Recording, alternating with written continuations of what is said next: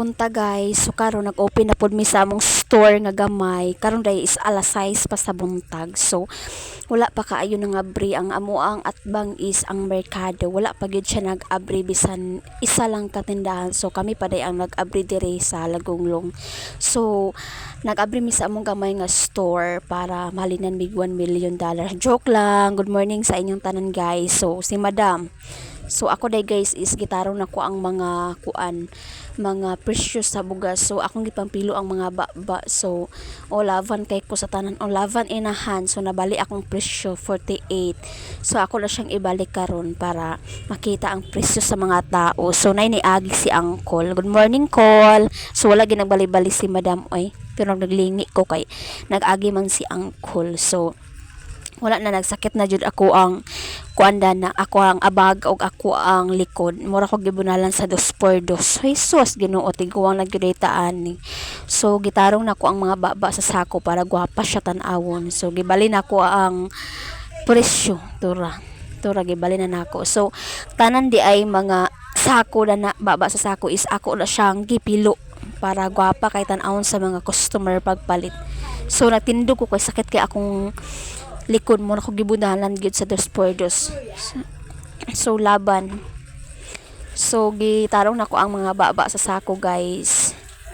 So wala pa gid ko nahuman. So naay na nilhig si Banban. So kada si Banban is trabante na sa akong ati. Trabante na sa akong ati. Buotan kina siya nga bata guys. So maong pinangga jud kayo nan sa akong magulang. So hoy ginawa pa gid ko nahuman, sakit liki ako ang likod. Lami nagi kay mo tindog pero ay sa lang. Tarong sa nako ang bugas. Ako sa ni hapyod-hapyuron nora gibundok-bundok. So natindog nagi ko kay guys kay sakit nagi kay akong likod. Mura nagibunalan na gid sa dispordos. So nag-utol na pugog pilo para mahuman ako sa akong trabaho.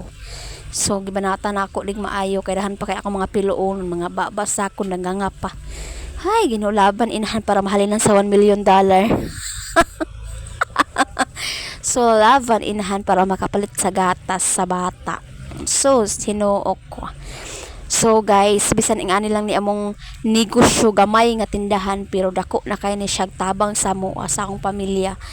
Diri na mo ginakuha ang mo mga needs sa mo tag mga pagkaon na mo guys diri tanan.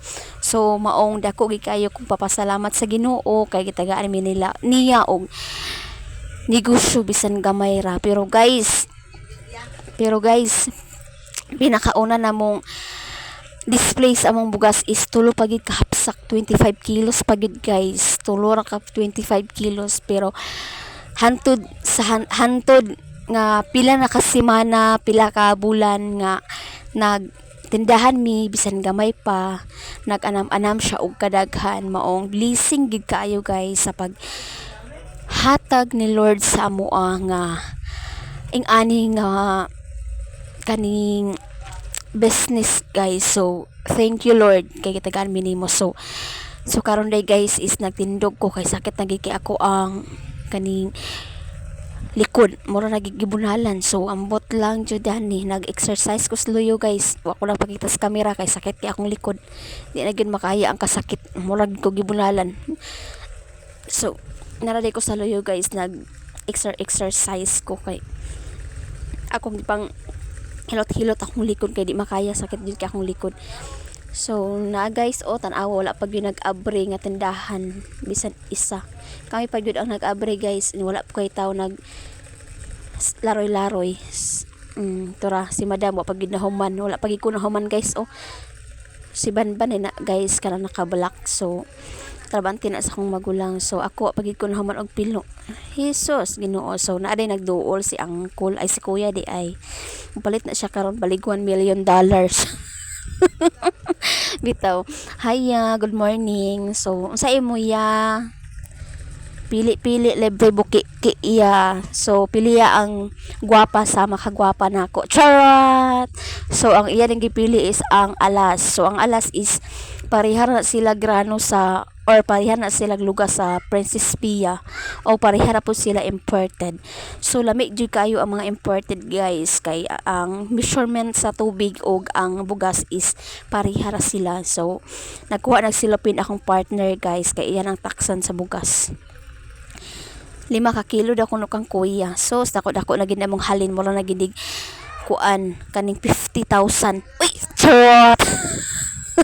Unta makapalit na midanig kuan kaning ginamos para sudanon pagkabuntag. So bitaw guys, oy, joke ra na guys. So karon day gitaksa na sa kong bana. So karon day guys gitaksa na sa kong bana ang nagpalit sa bugas tura. So wala na gitaksa na sa sa kuan sa rather sa alas. So ang alas day guys is lami pud na siya guys nga bugas. Dili gi ka magmahay. Ang amo ding kilo sa alas guys is 54. Lami gi kay na siya guys. Samot naglami kay nimo pag lami kay yung paglungag kana sakto kay ba dili siya lata, dili pud siya gahi. Kana sakto lang gyud siya, lami gyud kay na siya guys. So palit na mo guys kung tagalagong mo. Then sa Tio Store. So lugaya pug nakatakos ani akong bana ibsan 5 lang ka kilo di dugay man kay pakatakos unsa man siya ay mura magibayutan tora iyan ang gi kuan gi timbang. So ang customer day is nagulat-hulat kay dugay kaayo, so nagbayad ng customer yan ang gihatag sa ako. So ako na po siyang isuklian karon. So nangita pa kog sukli kay way sukli, grabing mihit king sukli diri guys. Uy, bisag tinagpiso wa diha kay puros tibuok, bisan tibuok adlaw way kwarta. Tibuok adlaw way kwarta ngana na siya guys. Grabe kalisod ang panahon karon guys. So abi na ko keep the chins na suklian pa man di ay kutkot akong ulo, nakutkot ko sa akong ulo ay mo naghatag ni sa akong partner ang bugas ni Angkol. So salamat kay Cole sa pagpalit sa bugas. So nagsamok-samok suning lalaki sige para laroy to lagi pilo na sa ako ang bana ang alas. So laban pala labs. So guys, mga ilang ko favor sa inyo is unta suportahan minyo sa among mini vlog or vlog kay maginahinay na mi og vlog para naapoy makatabang pud mi sa uban og makatabang sad mi sa among pamilya. So guys, unta nga suportahan mi ninyo. So mao ni karon na nami diri. So salamat guys, thank you diri na mi kuto.